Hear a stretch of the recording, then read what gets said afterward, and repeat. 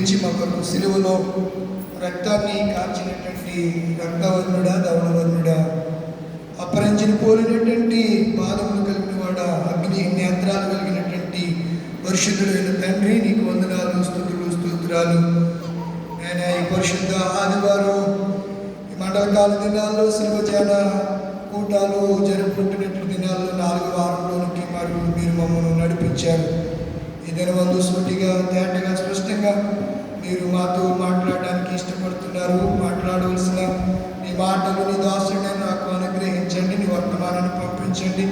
మరుగైన సంగతులను మేము తెలుసుకునేలాగున మా మనోనేత్రాలు నీ వాక్యము చేత వెలిగించండి. మా మనోనేత్రాలకు కలిగిన గుడ్డితనాన్ని తీసివేసి నేను హృదయంలో కాంతి ప్రకాశించినట్లుగా, చీకటంతయు తొలగిపోయినట్లుగా వాక్యమని వెలుగు మా హృదయంలో ఉండులాగా మీరు కృప చూపించమని, బలహీనని దాసుని మీరు మరుగు చేసి మాట్లాడమని యేసు పరిశుద్ధ నామమున అడిగి వేడుకుంటున్నాం పరమ తండ్రి, ఆమేన్. ప్రభునందు ప్రియమైన దేవుని పిల్లలారా, దైవ జనాంగమా, లెంట్లో 4వ ఆదివారంలోనికి మనం వచ్చేసాం. అద్భుతమైనటువంటి సందేశాలు, దేవుని వర్తమానాలు మనం వింటున్నాం. దేవుడు ఎందుకో ఆంధ్ర సమర్పికని ఎపిపాన్య గొర్లమూడి సంఘాన్ని ప్రేమిస్తున్నాడు. అది మీ వలననో లేకపోతే పూర్వదినాల్లో పితరులు కలిగి ఉన్నటువంటి భక్తి విశ్వాసాలు, లేకపోతే పితరులు దేవుని యందు ఉంచిన నమ్మకమో, వారు దేవుని ఆశ్రయించిన విధానము, మేబీ ఏదైనా కావచ్చు.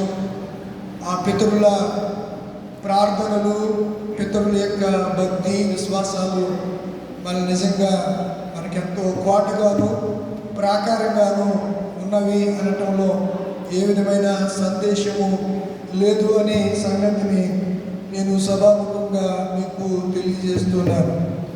పిల్లరా, రాత్రి కొంచెం బాగా ఆలస్యమైంది. ఇక్కడి నుంచి పాస్టర్ గారి దగ్గరికి వెళ్ళాను.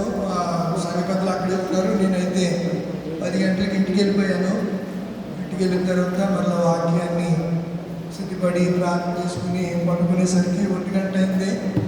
ఉదయం ఎందుకో ప్రతిసారి 5 గంటలకు లేస్తాను, ఒకసారి 4 గంటలకు లేస్తాను. ఈరోజు లేవలేకపోయాను. 7 అయిపోయింది. కాకులు అరుస్తుంటే అప్పుడు వెనుక వచ్చింది. ఎంత నిద్రపోతుండే అయిపోయాను అనిపించింది. ఈ ఆరోగ్య సమస్యలు కారణం చేత 8 అవర్స్లో నిద్రపోకపోతే కొంచెం ఇబ్బందిగా ఉంటుంది. గ్యాస్ట్రిక్ సమస్యలు, లేట్గా భోజనం చేసినా, లేట్గా నిద్రపోయినా అనారోగ్య సమస్యలు కొంచెం ఇబ్బంది పెడుతున్నాయి. ప్రభు చిత్తం ఆయన తీసేయాలంటే నిమిషంలో తీసేయగలడు. పౌలు ఇలాగే ప్రార్థించాడు, ఏంటైనా ఈ కొన్ని పరిస్థితి ఏంటి అంటే, కూర్చోడా, నా కృప నీకు చాలు, బలహీనతల్లోనే నా బలం నీకు ప్రత్యేకమవుతుంది. ఆ ముళ్ళు అలాగే ఉంటుంది, తీసే ప్రసక్తి లేదని చెప్పాడు. ఆయన నీకు చెప్పాక నేను ఏం చేయగలను అని, అలాగే తాను శిరచ్ఛేదనం చేయబడి పర్యాప్తము అద్భుతమైనటువంటి పరిచయం చేసినటువంటి మహాభక్తుడు గ్రేట్ పౌలు. కనుక ఈరోజు పౌలు గారు చెప్తున్నటువంటి గలతీలు రాసిన పత్రిక పట్టారా ఎవరికి అర్థం కాదు. గలతీల పత్రిక మాకు అర్థమైందన్న కూడా ఒకసారి చేతులు ఎత్తుండమ్మా అంటే సార్పరాజు గారు. గలతీ రాసిన పత్రిక మాకు బాగా అర్థమైందండి అన్న వాళ్ళు ఎవరైనా ఉంటే వాడిని అభినందిస్తారు. ఎందుకంటే రోమిలికి రాసిన పత్రిక, గలతీలు రాసిన పత్రిక, హెబ్రీలు రాసిన పత్రిక ఒక పట్టాన్ని అర్థం కాదు. ఆ 3 కూడా ధర్మశాస్త్రాన్ని బేస్ చేసుకుని రాశాడు పౌలు గారు. దేన్ని? ధర్మశాస్త్రం. ధర్మశాస్త్రం ఏదైతే చేయలేకపోయిందో, ఆజ్ఞలు ఏవైతే చేయలేకపోయాయో, కట్టడలు ఏవైతే చేయలేకపోయాయో, పాత నిబంధన ఏదైతే చేయలేకపోయిందో అది యేసుక్రీస్తు ద్వారా క్రొత్త నిబంధనలో చేయబడింది. ఆ సంగతులు తెలియజేయటానికి పౌలు గారు విపరీతమైనటువంటి థియాలజీని అక్కడ మాట్లాడేశాడు. విపరీతమైన థియాలజీ. ఒక పట్టాన పామరుడికైతే అసలు అర్థం కాదు. బేసిక్ నాలెడ్జ్ తెలియనోడికి, వారమాలు తెలియనోడికి అది ఎంత చెప్పిన చెవిటోడి చెవిలో చెక్క ఊదినట్టుగానే అనిపిస్తుంది. గల్తీయులకు రాసిన పత్రిక, రోమీయులకు రాసిన పత్రిక, హెబ్రీయులకు రాసినటువంటి పత్రిక. తెలియకోకుండా కొంతమంది అందులోకి వెళ్తున్నారనుకునే తప్పులు చెప్తున్నారు. దాన్ని సరిచేయవలసి వస్తుంటే టైం పట్టేస్తుంది. అర్థమవుతుందా? కనుక మనం చాలా జాగ్రత్తగా 10 నిమిషాలే తక్కువ సమయాన్ని మీకు దేవుని వాక్యాన్ని అందించాలని ఇష్టపడుతున్నాను. 10 గంటల 11 నిమిషాలు అయింది. త్వరగా ముగిస్తాను, శ్రద్ధగా వినండి. దేవుని యందు వాక్యమందు మనకి ఏముండాలి? ఆసక్తి ఉండాలి. ఏముండాలి? ఆసక్తి ఉండాలి. భక్తి శ్రద్ధను చేస్తుంది, శ్రద్ధను అనుగ్రహిస్తుంది. శ్రద్ధ కలిగినటువంటి మనము ఏం చేస్తామంటే శ్రద్ధగా దేవుని వాక్యాన్ని వింటాం. ద్వితీయోపదేశకాండంలో 28వ అధ్యాయం అనుకుంటా ఒక మాట ఉంది. ఒకసారి చూస్తారా? ద్వితీయోపదేశకాండం 20 అది చాలు. మీకు నేను ఏ కోణంలో వెళ్తున్నానో అది అర్థం కావాలి. అది మన కోణము, మనం ఏ అంశం మీద వెళ్తాం, అంశం అర్థమైనప్పుడు ఆటోమేటిక్ వాక్యం అర్థమైపోద్ది. అక్కడ ఏం రాయబడింది? శ్రద్ధ. నీవు నీ దేవుడని యెహోవా మాట ఎలా వినాలి? శ్రద్ధకి ఆపోజిట్ పదం ఏంటి? అశ్రద్ధ. చాలా మందికి అంత అశ్రద్ధ దేవుని సన్నిధిలో కూడా. ఇక్కడికి వచ్చాక ముచ్చట్లో, ఇక్కడికి వచ్చాక మాటలో, పక్కలతో మాట్లాడటం కుదిరిగా 1 గంట సేపు కూడా దేవునితో నోటి మీద తాళం వేసుకుని కూర్చోలేం. మరి అలా వినకపోతే ఎవరేమంటున్నాడు దేవుడు? వింటే ఏమొస్తాయి, వినకపోతే ఏమొస్తాయి చెప్పాడు అక్కడ. చదవండిరా. ఏమొస్తాయి? వింటే ఏమొస్తాయి? మరి వినకపోతే ఏమొస్తాయి? వినకపోతే ఏమొస్తాయి? అది కూడా చెప్పండి. మరి వినకపోతే ఏమొస్తాయి? శాపాలు వస్తాయి. వినకపోతే అశ్రద్ధగా విన్నా, అశ్రద్ధ చేసిన దేవుని యొక్క శాపాలకి మనము గురి అవుతూ ఉంటాము అనే సంగతిని నేను మీకు జ్ఞాపకము చేస్తూ ఉన్నాను. కనుక ప్రభునందు నా ప్రియమైనటువంటి దేవుని పిల్లల శ్రద్ధగా విందాం దేవుని వాక్యాన్ని. విన్న కాసేపు అయినా పట్టుమని 1 అరగంట, గంట శ్రద్ధగా దేవుని వాక్యాన్ని విందాం. ఏమంటున్నాడు చూడండి. శాపాల గురించి కూడా రాశాడు. శ్రద్ధగా విని వాటిని చేయకపోతే 27వ అధ్యాయంలో శాపాలు ఉన్నాయి. కనిపించాయా? శాపాలు ఉన్నాయి, కనిపించాయా? 16 వచనం. యెహోవా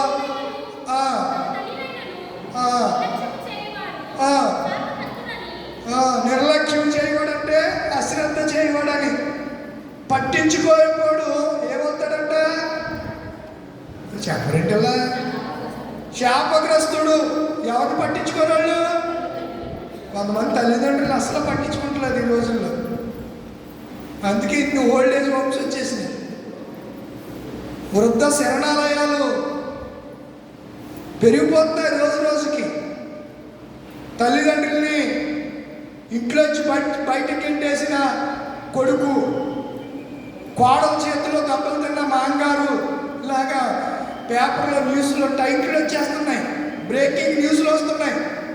బెంగళూరులో ఒక కోడలు తన భర్త సాఫ్ట్వేర్ ఇంజనీర్ అయితే అతడు డ్యూటీకి వెళ్ళిపోయిన తర్వాత ఇంకా మాంగారిని ఇనప రాటి కొడుతుంది. కొడతా ఉంటే వీడు వాళ్ళ నాన్న ఏంటి ఇలా రోజు ఇలా చిక్కిపోతున్నాడని డౌట్ వచ్చి ఏంటని దెబ్బలంటే నాయన అక్కడ తిరిగి పడిపోయిన అలాగా చెప్తుంటే డౌట్ వచ్చి ఏం చేయాలంటే సీసీ కెమెరాలో రహస్యంగా ఇంట్లో పెట్టి డ్యూటీకి వెళ్ళిపోయాడు. తన భార్య కొట్టుడంతా చూసి భార్య మీద కేసేసాడు. కేసేస్తే కోర్టు కూడా అతనికి అలాగా తన తండ్రికి అనుకూలంగా వృద్ధుడు మా అమ్మగారైనా నీ తండ్రితో సమానం ఎందుకు చేసావని ఆమెకు బాగా ముట్టుగా వేసి జైలు శిక్ష జీవాన్ని కూడా వేశారు. బెంగళూరులో జరిగిన యథార్థ సంఘటన. చాలాసార్లు దేవుడి మీద కూడా అశ్రద్ధే, దేవుని సన్నిధికి రావడానికి అశ్రద్ధే, సమయానికి మేబీ ఎప్పుడైనా ఆలస్యం అవుతుంది, నేను ఆలస్యంగా వస్తాను. మీకేమీ అతీతుండేం కాదు. కాలానికి సమయానికి ఎవరు అతీతులు కాదు. కొన్నిసార్లు ఇబ్బంది పరిస్థితులు వెళ్దాం అనుకుంటాం, ఏదో పని పడుతూ ఉంటుంది. అలా మేబీ ఎప్పుడు కూడా కొంతమంది ఎప్పుడు ఆ వెనకాల అదే టైము అలాగే వస్తూ ఉంటారు. అలా రావటం వల్ల దేవుని దీవెనలు చాలా మటుకి మనం కోల్పోతాము అని నేను మీకు జ్ఞాపకం చేస్తున్నాను. అయితే దేవుడు ద్వితీయోపదేశ కాండంలోని ధర్మశాస్త్రం ద్వారా ఇశ్రాయేలు ప్రజలకు ఏమన్నాడంటే, మీరు నా మాటలు శ్రద్ధగా వినండి. ఎలా వినాలి? శ్రద్ధగా వినాలి. కనుక అశ్రద్ధ అనేది క్రైస్తవ లక్షణం కాదు. అశ్రద్ధపరుడు సోమరిపోతుగా తయారవుతాడు. అశ్రద్ధగా బద్ధకంగా పనిచేయడానికి దెబ్బలు తగులుతాయంట. శ్రద్ధగా పనిచేయడానికి దీవెనలు మెండుగా కలుగుతాయని బైబిల్ గ్రంథం తెలియజేస్తుంది. ఇప్పుడు అపోస్తలుడైన పౌలు ఈ గలతీ సంఘానికి ఉత్తరం రాస్తున్నాడు. ఈ గలతీ రాసినటువంటి పత్రిక 4వ అధ్యాయం 21 నుంచి 31 వచనం చదివే ముందు గలతీలు రాసిన పత్రికలో ఉన్నటి మాటలు మీకు జ్ఞాపకం చేసి అక్కడికి వెళ్దాం. చూడండి, గలతీలకు రాసినటువంటి పత్రిక చదివే ముందు రోమేలకు రాసినటువంటి పత్రికను చదువుతాం. 9వ అధ్యాయము మొదటి వచనం, నాకు బహు దుఃఖమును నా హృదయములో మానని వేదన కలవు. క్రీస్తునందు నిజము చెప్పుచున్నాను, అబద్ధమాడట్లేదు. పరిశుద్ధాత్మ యందు నా మనస్సాక్షి నాతో కూడా ఏమిస్తుందట? సాక్ష్యం ఇస్తుంది. నాకు బహు దుఃఖం కలుగుతుంది. క్రైస్తవులను చూసినప్పుడు, ఇశ్రాయేలు ప్రజలను చూసినప్పుడు, నామకార్థ క్రైస్తవులను చూసినప్పుడు నాకు బహు దుఃఖం కలుగుతుంది అంటున్నాడు పౌలు గారు చెబుతూ. చూడండి 3వ వచనం, పరిశుద్ధాత్మ నా మనసాక్షితో కూడా సాక్ష్యం ఇచ్చుచున్నది. సాధ్యమైన ఎడల దేహ సంబంధులైన నా సహోదరుల కొరకు నేను క్రీస్తు నుండి వేరే శాపగ్రస్తుడినై ఉండగోరుచున్నాను. దేహ సంబంధులు అంటే ఇప్పుడు పౌలు గారికి దేహ సంబంధం ఎవరు? బాబాయ్, ఇప్పుడు మనమందరం కూడా సహోదరులు. మనమందరూ అంటే ఏ వంశం నుంచి వచ్చాడో వాళ్ళందరూ కూడా ఆయనకి దేహ సంబంధులు. ఒక వంశం, ఒక గోత్రం, ఇలా ఆ మాట మాట్లాడుతూ వీరు ఇశ్రాయేలీయులు. ఎవరంటే అన్నా వీళ్ళెవరు? ఇశ్రాయేలీయులు. మీరెవరు? మీరు క్రైస్తవులు. దత్తపుత్ర అంటే పరిశుద్ధాత్మ అనుగ్రహించబడుతుందని మీకు తెలుసు. బైబిల్ గ్రంథంలో నిబంధనలు మీకు తెలుసు. ధర్మశాస్త్రం తెలుసు. ప్రధాన అర్చనాదులు, వాగ్దానాలు మీకు తెలుసు. వాగ్దానాలు తెలుసు, తీసుకుంటారు కదా. తీసుకోరా మీరు? వాగ్దానాలు నెరవేరుతున్నాయా? వాగ్దానాలు వీరివి అని చెబుతూ పితరులు వీరి వారు. ఎవరు వారు పితరులు? అబ్రహాము, ఇస్సాకు, యాకోబులు. ఎవరు వారు? ఇశ్రాయేలు వారు. వారు ఇశ్రాయేలుకి మూల పురుషులు. పితరులు వీరి వారు. శరీరమును బట్టి, దేహాన్ని బట్టి, శరీరమును బట్టి క్రీస్తు వీరుల నుంచి, ఇశ్రాయేలు నుంచి పుట్టెను. ఈయన ఎవరు అనగా పుట్టాడు, కానీ ఈయన ఎవరు అనగా సర్వాధికారి అయిన దేవుడై ఉండి. నేను బ్రీఫ్గా ఎక్స్ప్లెయిన్ చేస్తున్నాను, చదువుతుంటే మీకు అర్థం అవ్వాలి. వీరు శరీరాన్ని బట్టి క్రీస్తు వీరిలో పుట్టాడు. ఇశ్రాయేలు జనాంగంలో వచ్చి ఆయన వచ్చాడు. ఈయన ఎవరు అనగా సర్వాధికారిని దేవుడై ఉండి నిరంతరము స్తోత్రుడై ఉన్నాడు. ఆమేన్ అంటే నిజమని. అయితే ఏమంటాడు? అయితే దేవుడు మాట తప్పిపోయినట్లు కాదు. ఇశ్రాయేలు సంబంధులందరూ కూడా ఇశ్రాయేలీయులు. పేరుకి క్రైస్తవుడైనంత మాత్రాన వాడు క్రైస్తవుడు కాడు. క్రైస్తవుడి యొక్క లక్షణం ఏంటి చెప్పండి? నిన్ను వలె నీ పొరుగువాన్ని ప్రేమించడం, క్రీస్తు యేసుకు మనసు కలిగి ఉండటం, ఐక్యత కలిగి ఉండటం, ప్రార్థన చేయటం, దేవుని యందు భయభక్తి, ఎన్నో లక్షణాలు కోకొల్లలుగా ఉన్నాయి చెప్తూ అంటాడు కదా. అయితే దేవుడు తప్పిపోయినట్లు కాదని 7వ వచనానికి వచ్చేసరికి అంటున్నాడు, అబ్రహాము సంతానమైనంత మాత్రము చేత అందరూ పిల్లలు కాదు కానీ ఇస్సాకు వలనైనదే నీ సంతానం అనబడు. అనగా శరీర సంబంధులైన పిల్లలు దేవుని పిల్లలు కారు కానీ వాగ్దాన సంబంధులైన పిల్లలు సంతానం అని నేను వాగ్దాన రూపమైన వాక్యం ఇదే. మీదిడికి సమయమునకు వచ్చేదను, అప్పుడు శారా కుమారుడు కనును. అంతేకాదు రెబెకా మన తండ్రి అయిన ఇస్సాకు అను ఒకని వలన గర్భవతి అయినప్పుడు ఏర్పాటును అనుసరించి దేవుని సంకల్పం క్రియల మూలంగా కాక పిలుచు మూలంగానే కలిగాననే నిలకడగా ఉండు నిమిత్తము పిల్లలక పుట్టక మునుపైనను పుట్టి మేలైన కీడుని చేయకముందే పెద్దవాడు చిన్నవాడికి. మీకు ఏమర్థమైంది? ఇప్పుడు రండి, ఏమర్థమవుతుంది? అర్థమవుతుంది. గల్తీ రాసిన పత్రిక 4వ అధ్యాయము 21వ వచనానికి రండి. అక్కడ మేరన్న పెట్టుకోండి, దాన్ని అలా ఉంచుకోండి. ఏది? రోమిలికి రాసిన పత్రిక, గల్తీ పత్రిక రండి. గల్తీ రాసిన పత్రిక 21వ వచనానికి, ధర్మశాస్త్రములకు దేనికి? ఇశ్రాయేలు ప్రజలు ధర్మశాస్త్రాన్ని పాటిస్తున్నారు, లోబడి ఉండగోరు వాళ్ళారా? మీరు ధర్మశాస్త్రం, నేను కూడా మిమ్మల్ని అడుగుతున్నాను, వాక్యాన్ని వింటున్నారా వింటలేదా? ఇక్కడ అదే అడిగాడు పౌలు గారు, నేను అడగట్లా. ధర్మశాస్త్రం వినటలేదా? చెప్పండి. వాక్యాన్ని వింటున్నారా లేదా చెప్పండి. వింటున్నారు కదా, మంచిది. ఇక్కడ అంటున్నాడు కదా, ఇప్పుడు అడుగుతున్నాడు, వింటున్నారు కదా, అయితే ధర్మశాస్త్రం మీకు తెలుసు, పాత నిబంధన మీకు తెలుసు. అయితే దాసి వల్ల ఒకడును, స్వతంత్రాలు వల్ల ఒకడును, 2 కుమారులు ఎవరు పుట్టారంట? అబ్రహామునకు కలిగిరి అని వ్రాయబడి ఉంది కదా. ఎవరెవరు పుట్టారంటే ఎవరు పుట్టారో చెప్పాలి.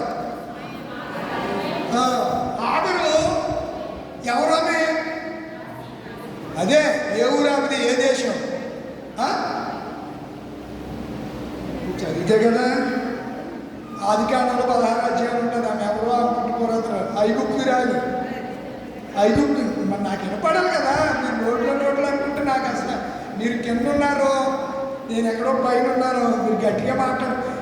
చాలా విషయాల్లో గట్టిగా గంభీర దేవుని సన్నిధిలో మనం మాట్లాడాలండి. దేనికి భయం?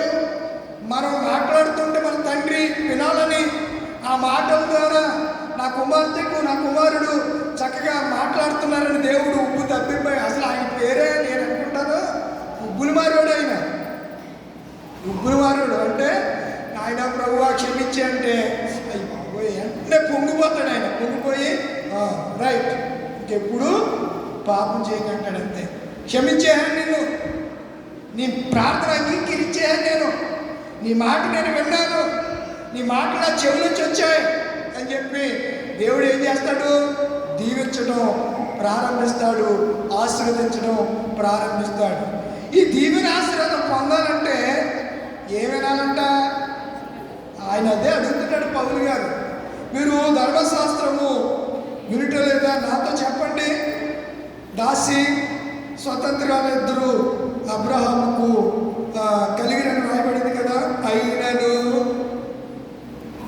అక్కడే లాజిక్ అంతా అక్కడే ఉంది. అయినను దాసి వల్ల పుట్టినవాడును శరీర ప్రకారంగా పుట్టెను, స్వతంత్రాల వల్ల పుట్టినవాడు వాగ్దానం బట్టి పుట్టాను. అయినను ఇద్దరు ఒక వ్యక్తికి పుట్టిన వాళ్ళే, కానీ శారాకు పుట్టిన ఇస్సాకు దేని బట్టి పుట్టాడు? ఇప్పుడు రండి కాబట్టి ఎక్కడికి? రోమిలికి రాసిన పత్రికలు ఇందాక చదివారు కదా, 8వ వచనం. అనగా అబ్రహాము 7వ వచనం కానించి అబ్రహాము సంతానమైనంత మాత్రం చేత, అంటే ఇద్దరు కూడా అబ్రహాము సంతానమే. ఇద్దరు పిల్లలని పిలువబడ్డారా? చెప్పరేంటిలా? పిలువబడ్డారు. అయినను శరీరాన్ని బట్టి పుట్టినవాడు వాగ్దాన పుత్రుడు కాలేకపోయాడు. అదే ఇక్కడ రాశాడు చూడండి. వాగ్దాన రూపమైన వాక్యం ఇదే. మీదిటికి సమయం వచ్చినప్పుడు శారా కుమారుణ్ణి కనును. 8వ వచనం, అనగా శరీర సంబంధులైన పిల్లలు దేవుని పిల్లలు కారు. ఇప్పుడు ఇస్మాయిలు దేవునికి పిల్లడు అవుతాడా? శరీరాన్ని పట్టుకుంటాడు కదా, శరీరాన్ని పట్టుకుంటాడు, కాలేడు. అంటే ఆత్మ ఏంటి? వాక్యము ఆత్మ ఏంటి? శరీరం అంటే శరీర కామ క్రోధ మతమత్యాలు ప్రతి మనిషి మానవుడు కలిగి ఉంటాడు. అసలు అబ్రాహాముకి శారాను చేసుకునే ఉద్దేశం లేదు, శారాను చేసుకునే ఉద్దేశము లేదు. మరి ఎందుకు చేసుకున్నాడు? చెప్పరేంటిలా? శారాన్ని ఇష్టపూర్వకంగా హాగర్ని అబ్రహాము చేసుకునే ఉద్దేశం ఉందా? లేదు. మరి చేసుకోమని, హాగర్ని చేసుకోమని ఎవరు చెప్పారు? శారా చెప్పింది. ఆడలు గొడవలన్నీ ఇలాగే ఉంటాయి. పిల్లలు పుట్టకపోయేసరికి సర్లే ఆయన ఉంది కదా, దాసి ఉంది, ఇంట్లో కట్టేద్దాం అనుకుంది. ఏమనుకుంది? ఇంట్లో కట్టెట్టేద్దాం, ఎవరికి తెలియకోకుండా మేనేజ్ చేద్దాం అనుకుంది. ఎవరో శారమ్మ గారు అనుకుని, యజమానుడా అంటే మా ఆవిడ అంత స్వీట్గా పిలిచేద్దాం అనుకున్నాడు. పిలిచేసి, ఇంకేం లేదు, నాకు వయసు అయిపోయింది, గర్భం ఉడికిపోయింది, ఇంకేమి లేదు పరిస్థితి, ఇంక పిల్లలకి అనేది ఇంకెక్కడ పిల్లల పాడా, అదే వయసులో ఉంది. ఎవరు చెప్పినట్టులా ఆగరు. దాన్ని నీకు ఇచ్చేస్తాను, నువ్వేమనుకో, నేను ఎవరితో అల్లరి చేయలే, ఏముంది, నేను ఎవరికి చెప్పాలి, నా ఇష్టపూర్వకంగానే దాన్ని కౌగుట్లోకి ఇస్తున్నానని చెప్పి మీరు ఎన్ని కలవాలి. ఇలా నేను చెప్పినన్ని ఎక్కడుంటాయి? ఆదికాండ 16వ అధ్యాయంలో ఉంటాయి. సేవ్ నేను ఎలా చెప్తున్నా అది అలాగే ఉంటుంది అక్కడ రాసి. కలుగులు కౌరులేం కాదండి అని చెప్పి దానికి ఈ గారికి ఇంకా బాగుంది, మా ఆవిడేదో మంచి ఆఫర్ ఉంది అనుకున్నాడు. ఏమనుకున్నాడు? మంచి ఆఫర్ ఉందా, ఇంకేముంది, ఇంట్లో ఇంట్లో వెళ్ళాలి, వంటింట్లో చెప్పలేట్లా, వంటింట్లో ప్రియురాలు ఇంకేం లేదు అనుకున్నాడు. అనుకుని పెళ్ళిగా శారాని కౌగిట్లో తీసుకున్నాడు. పైనుంచి దేవుడు చూశాడు, తదాస్తాడు. వెంటనే ఈ గర్భాన్ని దేవుడు తెరిచాడు. ఆమె గర్భవతి అయింది. గర్భవతి అయ్యాక ఆగరికి ఇగో పెరిగిపోయింది. ఆగరికి, శారా కాదు, ఆగరికి. ఎవరు గర్భవతి అయింది? ఏమి వింటున్నారు? ఆగరికి అయిపోయి శారాన్ని ఊరిపోయే కొట్టుకొద్దాను, చూసావా నేను కడుపుతూ ఉన్నాను అని అందు. అందుకే శారమ్మ, నా ఉసురు నీకు తగులుతుందే పాపిస్తుందానా, నేనే నా భర్తను తీసుకొచ్చి నీ కౌగిట్లో పెడితే ఇప్పుడు నువ్వు గర్భవతి అయ్యాను, నన్ను దెబ్బ కొడతావు, నీ అద్దు తెలుతానని శంపట్టడం మొదలుపెట్టింది. ఎవరిని? ఆగర్ని. ఎవరు? శారమ్మ. అందుకే ఇంట్లో చెప్పి మళ్ళీ తెచ్చుకున్నాడు, ఇంట్లో పెట్టుకున్నాడు. తర్వాత ఇస్మాయిల్ పుట్టాడు. మరలా గొడవలు వచ్చినాయి. ఇక సైతి పోరంటే ఎలా ఉంటుంది? సైతి పోరంటే నీకు తెలియదే ఉంది, లోకంలో జరుగుతున్నాయి కదా.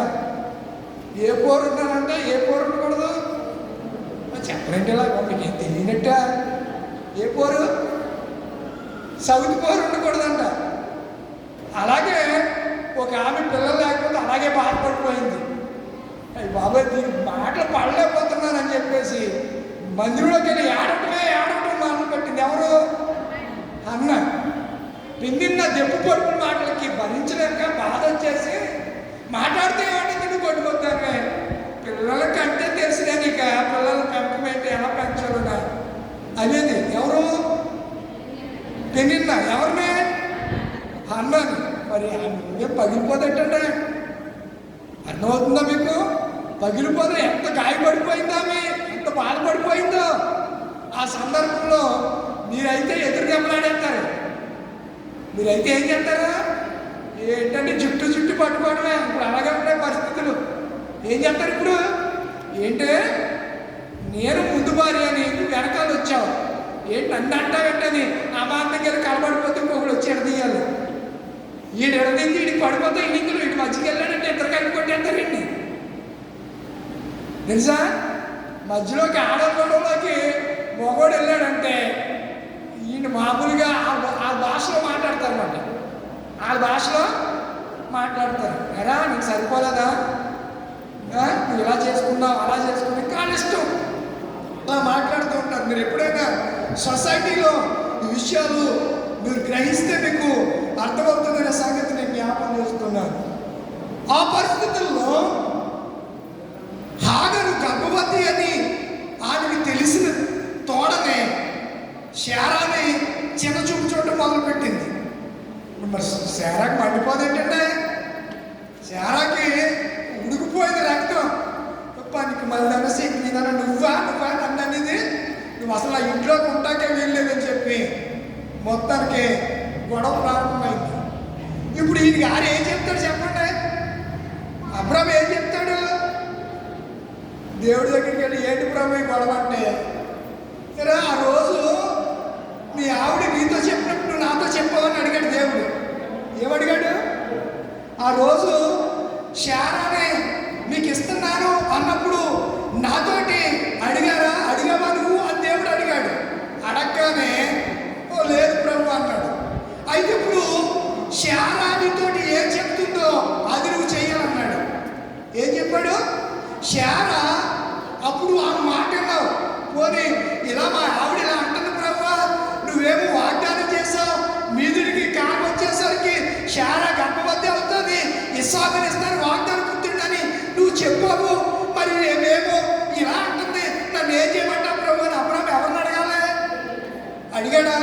అదే అబ్రాహం చేసిన జీవితంలో చేసిన తప్పు. ఆ తప్పు కోసమే 2 జాతులు కొట్టుకు చచ్చిపోతున్నాయి. ఇప్పుడు ముస్లింలు ఇజ్రాయేలీలు కొట్టుకు చచ్చిపోతున్నారండి. దేశం మాది అని గందరగోళం. మళ్ళీ యుద్ధం స్టార్ట్ అయింది. అయిపోయింది. సీజ్ ఫైర్ సంధి కాలం 40 రోజులు సీజ్ ఫైర్ కాలం కురిసిపోయింది. మరలా ఇజ్రాయేలు బాంబుల వర్షం కురిపిస్తుంది గాజా మీద, లెబనాన్ మీద, పాలస్తీనా దేశం మీద. అవునా కదా? వింటున్నారా? సోషల్ మీడియా ఏంటి, టీవీలో మెయిన్ ఛానల్స్ ఈ యొక్క వార్తల్ని ప్రచురం చేస్తున్నాయి. అడగలేదు ఎవరు? అబ్రహాం. ఎవరిని అడగాలి? అంతకుముందు ఎన్నోసార్లు దేవుడి సన్నిధికి వెళ్ళి ఏం చేయమంటా ప్రభు అని అడిగినాడు. ఇక్కడ అడగలేదు.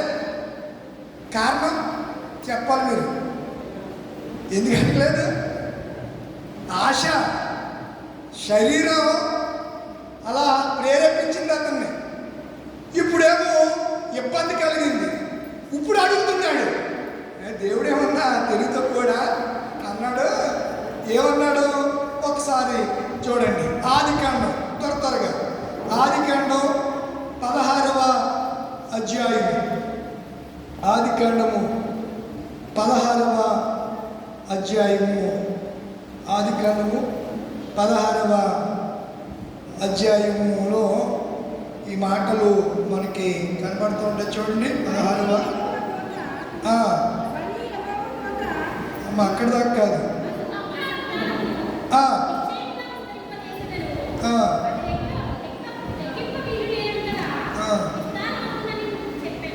అక్కడ కూడా కాదు.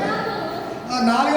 అతడు హాగరుతో పోయినప్పుడు ఆ గర్భవతి తన యజమానురాలు దృష్టికి, ఆమె యజమానురాలు ఈమె దృష్టికి నీచిరా. అప్పుడు శారాయి, నా ఉసురు నీకు తగులు, ఇవన్నీ చెప్పేసుకున్నావు. ఇప్పుడు నేను నా దాసిని నీ కౌగిటికి ఇచ్చాను. తర్వాత తాను గర్భవతి తెలుసుకున్నప్పుడు నేను దాని దృష్టికి నీచిరాలైతేనని శారమ్మ అబ్రాహాముతో, నాకును నీకును యెహోవా న్యాయము తీర్చును కాకని అబ్రాహాముతో అంది.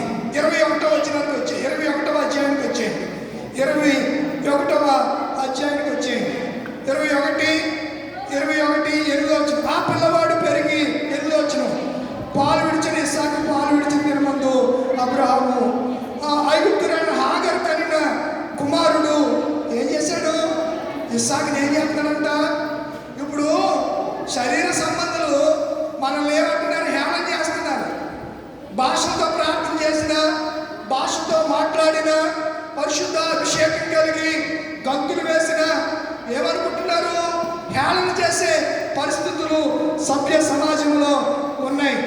ఈ దాసిని దాని కుమారుడిని వెళ్ళగొట్టు అని చెప్పి శారమ్మ ఎవరితో చెప్పింది?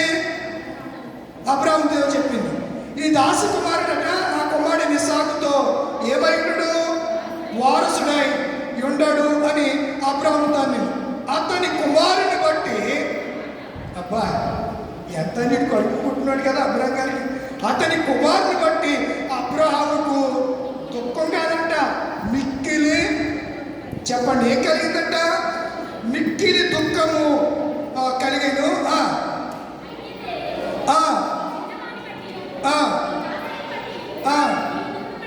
నువ్వు దుఃఖపడవద్దు. ఇది ఈ మాట గురించి అనిపించింది. శారా నీతో, అప్పుడు మీ ఆవిడ నీతో చెప్పినప్పుడు నువ్వు నాతో చెప్పుంటే బాగుండేది. అప్పుడు నువ్వు నాతో చెప్పలేదు. అప్పుడు నువ్వు ఎవరి మాట విన్నావు? చెప్పరేంటిలా, ఎంతటి వాడైనా చెప్పరేంటి తెలీదా? ఎంతటి వాడైనా కాంత కాంత కాంతం అంటే భార్య, భార్యకి దోసడంట. అలాగా ఆ రోజు విన్నావు. ఆ రోజే నా దగ్గరికి వచ్చి నువ్వు నేను స్నేహితులు కదా మాట్లాడి, ప్రభువా మా ఆవిడ ఎలా ఉంటుంది, ఏం చేయమంటావు అని నువ్వు ఒక మాటలతోటి మాట్లాడుంటే బాగుండు. నీకు ఇప్పుడు దుఃఖం రాస్తే నేను ఏం చేయను బాబు. ఇప్పుడు వచ్చింది దుఃఖం, మామూలు దుఃఖం కాదంట, మిక్కిలి దుఃఖం కలిగింది. చూడండి ఏమంటున్నాడు, అయితే శారా నీతో చెప్పు ప్రతి విషయంలోనూ. ఏం చేశాడు దేవుడు? గొంతులో ఎనక్కాయ పడింది ఎవరికే? ఇప్పుడు నేను జోక్యం చేసుకోలేను దేవుడు అన్నమాట. ఇప్పుడు నేను మీ మధ్యలోకి వచ్చి నేను జోక్యం చేసి మీ తగువు నేను తీర్చలేను. నువ్వు చేయకముందు మీ ఆవిడ నీతో చెప్పినప్పుడు నన్ను అడిగి ఉంటే బాగుంటును. అడగకుండా మీ ఆవిడ మాట వేసావు. ఆదా కూడా అదే చేశాడు. ఈ పండు ఎక్కడి నుంచి వచ్చింది? మా ఆవిడ తెచ్చింది ప్రభువా, తినమంటావా లేదని ప్రతి చల్లపూట వచ్చే దేవుడిని అడగలేకపోయాడు. భార్య వాటిని ఏం చేసేసాడు? బెల్లం ఒక ఆమె అంటుంది, ఎరా నీ ఆవిడ వచ్చాక మేమేమో అల్లమను, నీ బెల్లమేమో బెల్లమనా? నిజమేనండి, నేను విన్నాను. ఈ తల్లిదండ్రులు భార్య వచ్చాక అంట ఏమైపోయారంట, అల్లం ఎలా ఉంటుంది? ఘాటుగా మంటగా ఉంటుంది కదా. నీ భార్యము బెల్లమును, మేమేమో అల్లమా అని అంటున్నటువంటి పరిస్థితుల్లో సభ్య సమాజం ఉంది. అందుకు యేసుప్రభు వారు దేవుడు అంటున్నాడు, నేను మీ మధ్యలోనికి రాను. నువ్వు ఆ రోజు నాతో చెప్పలేదు కాబట్టి ఇప్పుడు ఏమంటున్నాడు, శారా నీతో చెప్పు ప్రతి విషయంలోనూ ఆ మాట వినాలంతే. ఇంకేం చేస్తాడు అబ్రాము? వినాలేకపోతున్నప్పుడు దేవుడే చెప్పేశాడు, ప్రభువా మా శారమ్మ ఎలా అంటుంది, మరి ఏం చేయమంటావు అంటే విను విను. దేవుడు ఏమన్నాడు? వినమన్నాడు. ఇస్సాకు అయితే ఇస్సాకు వినుము అని దేవుడు అక్కడ కామ పెట్టి, దేవుడు ఏమన్నా తెలుగుతా కూడా ఏమన్నాడు చూడండి, ఊరే బుద్ధిహీనుడా, ఒక ఏళ్ళు అనుకుంటున్నావు ఇంటికి పుట్టాడు కాబట్టి ఈడు కూడా వారసుడు అనుకుంటావేమో. కాదు, అప్పుడే చెప్పాడు దేవుడు. ఎవరికి? అబ్రాహాముకి, ఇస్సాకుని బట్టి. ఇస్సాకు వలన అయినదియే నీ సంతానము, అయినను ఈ దాసి కుమారుడు నీ సంతానమే కనుక నీకు పుట్టినోడే కనుక అతనిని కూడా ఒక జనాంగముగా చేసేదనని అబ్రాహాముతో చెప్పాను. ఎవరితో చెప్పాడు? అబ్రాహాముతో చెప్పాడు. సరేనమ్మా, దేవుడు నాకు ఏదో చెప్పాడు.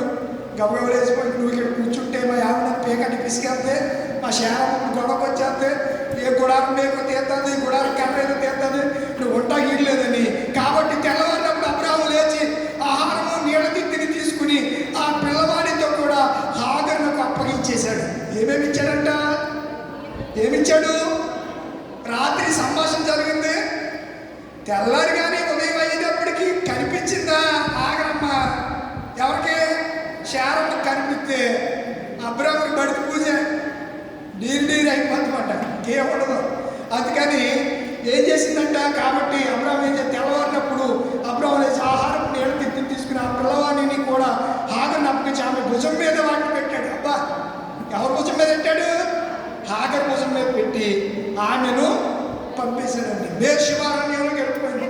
ఆమె వెళ్ళి బేర్షెబారణ్యంలో ఇటు అటు దిక్కుతో, అరే అనవసరంగా శారంతో గొడవ పెట్టేసుకున్నానే, అడిగిమనుకుంటే పోయేదే, నేను దాసురాలనే కదా, దాసురాలుగా ఉండకుండా నేనేదో పెద్ద యజమానురాగా బిహేవ్ చేశాను, నాకు తరిగిన శాస్త్రం జరిగింది అనుకుంటూ ఆ బేర్షెబా అరణ్యంలో అటు ఇటు తిరుగుతున్నాయి, నీళ్ళు అయిపోతున్నాయి. ఇంకేం చేస్తావు, పిల్లడికి పట్టించడానికి ఏమి లేవు, అరణ్యంలో నీళ్ళు లేవు. అప్పుడు ఆమెకి ఎవరు జ్ఞాపకం వచ్చారు? దేవుడి జ్ఞాపకం వచ్చి ఏడుతూ ప్రారంభిస్తే అప్పుడు దూత ప్రత్యక్షమై అక్కడ ఉన్నటువంటి బండను అక్కడ గోతిని చీల్చి ఆమెకి నీళ్లు ఇచ్చాడు. ఈ వృత్తాంతం అంతా రోమీయులకు రాసిన పత్రిక, హెబ్రీయులకు రాసిన పత్రిక, గలతీయులకు రాసిన పత్రికలో పౌలు గారు రాశారు. ఇప్పుడు రండి, ఒక రెండు మాటలు చెప్పేసి ముగించేస్తాను, టైం అయిపోతుంది. గలతీయులకు రాసిన పత్రిక, గలతీయులకు రాసినటువంటి పత్రిక 4వ అధ్యాయము ఎక్కడ చదువుతారంటే, ఎక్కడి నుంచి చదువుతారంటే 27వ వచనం నుంచి చదవండి. అందుకు కనిని కట్రాలా సంతోషించము, ప్రసవ వేదన పడిన దాని బిగ్గరగా కేకలు ఆలయనగా, పెనిమటి గల దాని పిల్లల కంటే పెనిమెట్టి లేని దాని పిల్లలు. ఇప్పుడు వాళ్ళు అలాగే ఉన్నారు, ఎక్కువ మంది ఉన్నారు. ఇజ్రాయేలీల కంటే అరబ్బులు ఎక్కువ మంది, తక్కువ మంది అన్నారు చెప్పాలి. ఇప్పుడు వాళ్ళు 40 కోట్లు ఉంటే ఇజ్రాయేలీలు 1 కోటి మందే ఉన్నారు. అరబ్బులు ఎన్ని కోట్ల మంది? 40 కోట్ల మంది ఉన్నారు. వాళ్ళు Iraq, Jordan, Syria, Muscat, Oman, Dubai, Kuwait, Qatar, Abu Dhabi, ఈ దేశాల్లో వాళ్ళు 40 కోట్ల మంది ఉంటే ఇజ్రాయెల్ దేశంలో ఎంతమంది ఉన్నారు? 1 కోటి మంది. 1 కోటి మంది కూడా కాదు, 9 లక్షల మంది ఉన్నారు. ఇంకొక 10 లక్షల మంది కూడా అరబ్బులే యెరూషలేములో నివాసం చేస్తున్నారు. ఇక్కడ చూడండి, వాక్యం ఎంత సత్యమో. పెనిమిటి కలిగిన దాని పిల్లల కంటే ఆ సంతానం ఎక్కువ మంది ఉన్నారు అని రాయబడింది. సహోదరులారా, మనం ఇస్సాకు వలె వాగ్దానం బట్టి పుట్టిన కుమారు. ఇప్పుడు రక్షించబడిన వారు ఎక్కువ ఉంటారా, రక్షణ లేని వారు ఎక్కువ ఉన్నారా? ఇప్పుడు చూడండి, సంఘాల్లో రక్షణ పొందిన వారు ఉంటారు ఇంతమంది, అదే బయట ఎంతమంది ఉన్నారు చూడండి. ఇప్పుడు భారతదేశంలో 80% జనాభా ఎవరు? క్రైస్తవులా? 50% ఎక్కడ ఉన్నారమ్మా? మన 2% ఉన్నాం అంతే. మనం 100కి 2%. 80% ఎవరు? హిందూ. తర్వాత ఉన్న శాతం ఎవరు? ముస్లిమ్స్, జైనులు, బౌద్ధులు, సిక్కులు కలిపి ఉన్న పర్సెంట్.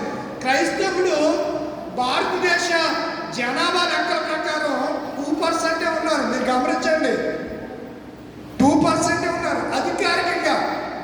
అంటే క్రిస్టియన్ అని సర్టిఫికెట్లో నేను క్రైస్తవుడిని అని బాహాటంగా చెప్పుకునేవారు పర్సంటేజ్ ఎంత? ఉన్నవాళ్ళందరూ రాయితీ కోసం ఉన్నవాళ్ళే, రిజర్వేషన్ కోసం ఉన్నవాళ్ళే. క్రైస్తవుడిగా బీసీసీ సర్టిఫికెట్లు లేవానికి అర్థమవుతుందా మీకు? ఏ సర్టిఫికెట్లు ఉన్నాయి? ఎస్సీ సర్టిఫికెట్స్ ఉన్నాయి, బీసీ సర్టిఫికెట్లు లేవు. బీసీసీ ఉంటేనే క్రైస్తవుడిగా లెక్కల్లోకి వస్తాడు, ప్రభుత్వ లెక్కల్లోకి వస్తాడు.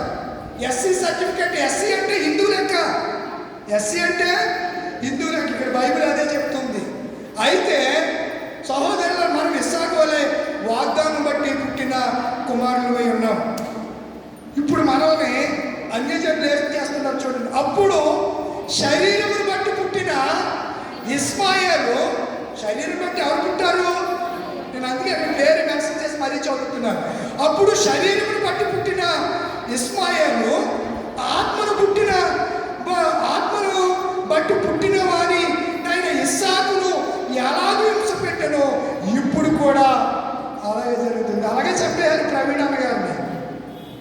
హింసించి చిత్రవదకు గురి చేసి మాటలతో ఫేస్బుక్, ట్విట్టర్, వాట్సాప్ మెసేజ్లు భయంకరంగా పెట్టి చిత్రవదకు గురి చేసి మాటలతో షోలల్ల మాటల ద్వారా పొడిచి చివరికి కక్ష తీరక ఏం చేశారు చెప్పండి? ఏం చేశారు? దొమ్మిగా ఆయన్ని హతమార్చేశారు. ఇప్పుడు కూడా అలా జరుగుతుంది అన్నాడు. జరుగుతుందా లేదా? జరుగుతుంది. క్రైస్తవులు హింసించబడుతున్నారు, క్రైస్తవులు చంపబడుతున్నారు, క్రైస్తవులు చాలా వేదనలకు బాధలకు గురవుతున్నారు. పౌలు గారు అంటున్నాడు ఇప్పుడును అలాగే, ఆ మాట అండర్లైన్ చేసుకుని ఇప్పుడును అలాగే జరుగుతున్నది. ఇప్పుడును అలాగే జరుగుతుంది. ఇందుని గురించి లేఖనం ఏం చెప్తుంది? అయితే ఒక దినాన్న దాసిని దాని కుమారుణ్ణి వెళ్ళగొట్టు. దేవుడు అంటాడు, రే ఇప్పుడు ఎడమ చేతి పక్కన ఎవరున్నారు? మత్తీశ్వరకు 22 అధ్యాయం. ఎడమ చేతి పక్కన ఎవరు నిలబడ్డారు? మేకలు. మొక్కలు తగలయ్యాడు దండంలో బాబు. కుడి చేతి పక్కన ఎవరు నిలబడ్డారు? గొర్రెలు. ఆయన గొర్రెలు చూసి ఏమన్నాడు? నా తండ్రి చేత. మేకను చూసి ఏమన్నాడు? లోకం పుట్టిదో మొదలుకొని శప్పిపోవడం వాళ్ళరా మీ కొరకు సిద్ధపరిచిన నరకాగ్నిలోనికి పొండి అన్నాడు. గొర్రెలు తక్కువ ఉన్నా గొర్రెలు ఎక్కడికి రమ్మన్నాడు? అందుకే ఒక ఎదవన్నాడు. ఆ ఎదవంటాడు గొర్రె అంటున్నాడు. మాట్లాడుతాడు ఏమంటాడు? గొర్రె అంట. గొర్రె గురించి నీకు తెలీదు. గొర్రె సరిగ్గా ఫైట్ చేస్తే నీ గుర్ర 2 చెక్కలు అవుతుంది. మీరు ఎప్పుడైనా పొట్టేడు పందెం చూసారా? గొర్రె పందాలు వేస్తారండి. గొర్రెకి పందాలు వేస్తారు. దానికి కసి వచ్చిందంటే బుర్ర పగిలిపోయినా కొమ్ములతో అలాగే పోరాడుతుంది. గొర్రె పొట్టాడు. మీరు ఎప్పుడైనా చూడండి. నేను ఈ మధ్య పేపర్లో చూసిన పందులకు కూడా పందాలు వేశారు. ఏ పందాలు? కోళ్ళకే కాదంటే పందుల పందాలు, ఎడ్ల పందాలు ఎలాగే ఉన్నాయి. దేవాలయం వేశారు మా కాలేజీ పక్కన ఒకసారి ఎడ్ల పందాలు. ఒంగోలు గిత్తలు తీసుకొచ్చి లాగుడు, బరువు లాగుడు, ఎడ్ల పందాలు. ఇక్కడ మనం ఆలోచన చేస్తే అయితే ఒక దినం రాబోతుంది. అప్పుడు అంట ఏమంటాడంటే దేవుడు, ఈ దాసి కుమారులు, ఈ అన్య జనాంగం దాసి కుమారులు స్వతంత్రాలి కుమారుడితో పాటు వారసుడే. నేను చెప్పట్లేదండి, వాళ్ళు నన్ను అనుకున్నారు. దేవుడే అంటున్నాడు వారసుడే ఉండడు అని చెప్పి. కాగా సహోదరులారా, మనం ఎవరో చెప్పండి? మనము క్రైస్తవులమైన మనము, యేసును నమ్ముకున్న మనము స్వతంత్రాలి కుమారులమే గాని దాసి కుమారులము కాము. మనం ఎవరి సంతానం? ఇస్సాకు సంతానం. ఇస్సాకు సంతానం ఎవరిది? దేవునిది. వాగ్దాన పుత్రుడు ఇస్సాకు. ఆ సంతానంలో మనం చేరినందుకు ఎంత ధన్యులమండి, ఎంత భాగ్యవంతులండి. ఎవరికి ఇచ్చాడు ఈ ధన్యత? యేసయ్య కేవలం మనకు మాత్రమే ఇచ్చాడు. ఇది ఒక అద్భుతం. మన పట్ల దేవుడు ఒక అద్భుతం. యోహాను సువార్తలో కూడా ఆయన అదే అద్భుతం చేశాడు. 2 రొట్టెలు 5 రొట్టెలు, ఆ రెండు చేపలు 5 రొట్టెలను ఆశీర్వదించి ఆయన పంచిపెడితే ఎన్ని వేల మంది తిన్నారంట? ఇంచుమించు 5,000 మంది పురుషులు అని రాశారు అక్కడ. పురుషులు తింటే ఎన్ని గంపలు ఎత్తేశారు చెప్పండి? ఈ మొక్కలు లాంటి వాళ్ళు ఎవరంటే ఆళ్ళే. ఈ మొక్కలు ఎవరంటే ఆళ్ళే. అన్య జనాంగం. వాళ్ళు ఎక్కువ, మనం ఎక్కువ. వాళ్ళు ఎక్కువ కదా. ఒక్కడు చాలండి దేవుని రక్షకుడిగా అంగీకరించిన వాళ్ళు, దేవుని ఆశీర్వాదం పొందిన వాళ్ళు. రేపొద్దున ప్రపంచ పునరుజ్జన్మనంటుంది. ఆ దినాన్న దేవుడు మన జీవితంలో గొప్ప సంతోషాన్ని ఆనందిస్తాడు. కనుక ఇప్పుడు మనం ఎవరి సంతానం చెప్పాలి? ఇస్సాకు సంతానం. మన తల్లి ఎవరు చెప్పాలి? శారా. మన తల్లి ఎవరు? శారా. కనుక శారా అంటే రాణి అని అర్థం. శారాయి అంటే జగడగొండి అని అర్థం. ఇప్పుడు హాగరు, హాగరు ఇది అరేబియా దేశంలో ఉన్నటువంటి సీనాయి పర్వత సంబంధమైంది. ఒక రాయికి సంబంధమైనటువంటి జాతి అయితే మనం ఆత్మ సంబంధమైన మనుషులుగా దేవుడు మనల్ని ఏర్పాటు చేస్తున్నాడు. అందుకే క్రీస్తు మన కొరకు సిలువలో ప్రాణం పెట్టాడు. తలవంచండి, కళ్ళు మూసుకోనండి, ప్రార్థన చేసుకుంటాం.